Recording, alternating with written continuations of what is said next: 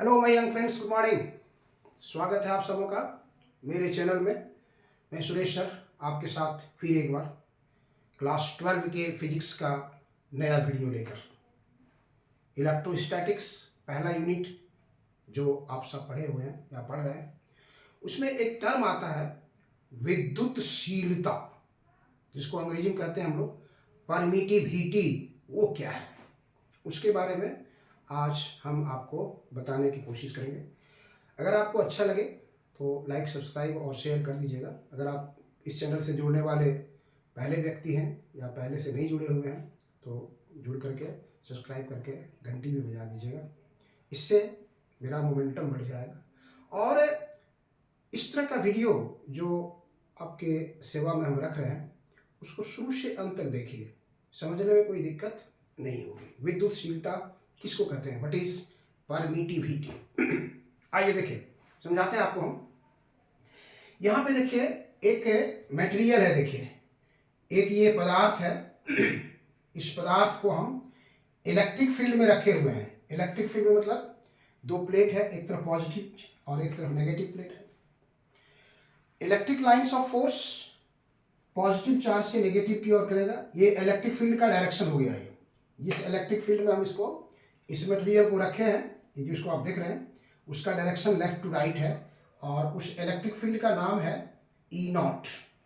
E not.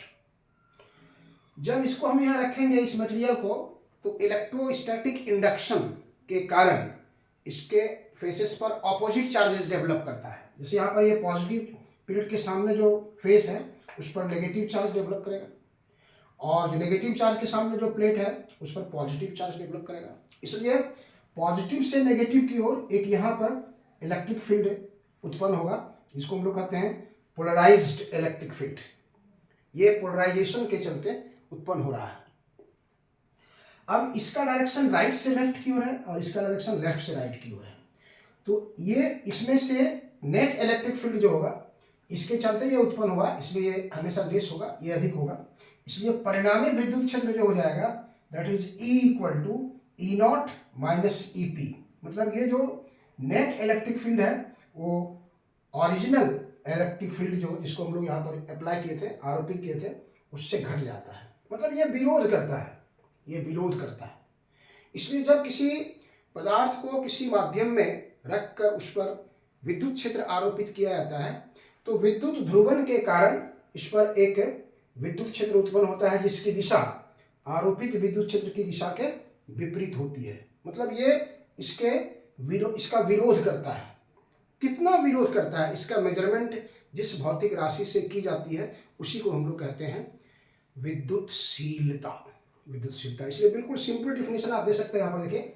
विद्युतशीलता, permittivity, जब किसी पदार्थ को किसी माध्यम में रखकर विद्युत क्षेत्र आरोपित किया जाता है तो विद्युत ध्रुवण के कारण पदार्थ पर विपरीत दिशा में एक विद्युत क्षेत्र उत्पन्न होता है जो आरोपित विद्युत क्षेत्र का विरोध करता है। इसी गुण को माध्यम की विद्युतशीलता कहते हैं। मतलब जिस गुण के कारण ये आरोपित विद्युत क्षेत्र का विरोध होता है, अपोज करता है, वही गुण, that property is known as permittivity, उसको हम लोग विद्युतशीलता कहते हैं।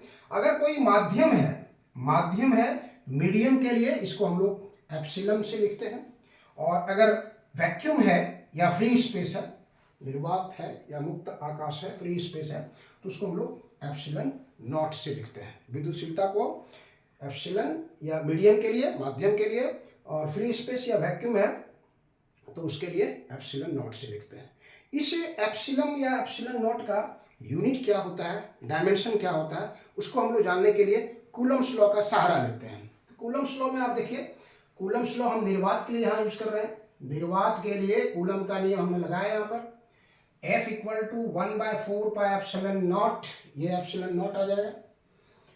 Q1 into Q2 by r square, अगर माध्यम के लिए हम लगाते हैं तो ये एप्सिलॉन नॉट की जगह पर एप्सिलम लिखते हैं। यहाँ पर हम लोग 1/4 पाई एप्सिलम लिखते हैं हम लोग, Q1 Q2 by r square. Epsilon naught का हम यहाँ ले रहे हैं, एप्सिलॉन नॉट का यहाँ ले रहे हैं। अगर यहाँ पर देखिए माध्यम विद्युतशीलता अगर आप लिख रहे हैं तो आप इसको, हम लोग यहाँ पर इसको चेंज कर देते हैं, आपके कन्फ्यूजन को दूर कर देते हैं। तो हम यहाँ पर क्या करते हैं कि इसको माध्यम के लिए लिख लेते हैं।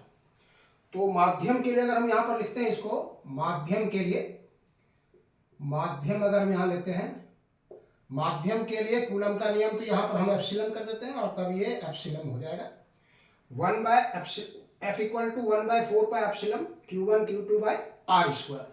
अब इस एप्सिलन को यहाँ शिफ्ट कर दिए और इसको यहाँ शिफ्ट कर दिए, इसलिए epsilon equal to 1/4 pi F Q1 Q2 by r square. अब यहाँ से इसका SI यूनिट निकालिए, SI यूनिट निकालिए। Q1 Q2 क्या है, चार्ज है, तो चार्ज का कूलम होता है कूलम स्क्वायर। 4 पाई का यूनिट कुछ होगा नहीं, F हो गया न्यूटन, R हो गया मीटर, इसलिए कूलम स्क्वायर पर न्यूटन पर मीटर स्क्वायर, ये इसका SI यूनिट होता है। इसका डायमेंशन या बीमा अगर आप निकालना चाहेंगे तो कूलम का होता है A स्क्वायर, सॉरी यहाँ पे A square T square, coulomb का होता है AT, तो AT का स्क्वायर कर देंगे तो A स्क्वायर T स्क्वायर।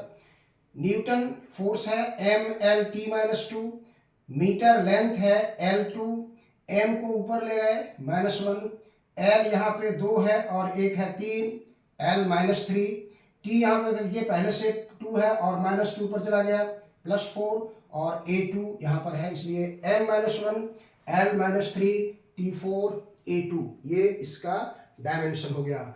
और अगर निर्वात का वैल्यू निकालेंगे हम लोग, ये तो माध्यम पर डिपेंड करेगा इसका वैल्यू, लेकिन वैल्यू निर्वात के लिए यहाँ लिख देते हैं हम।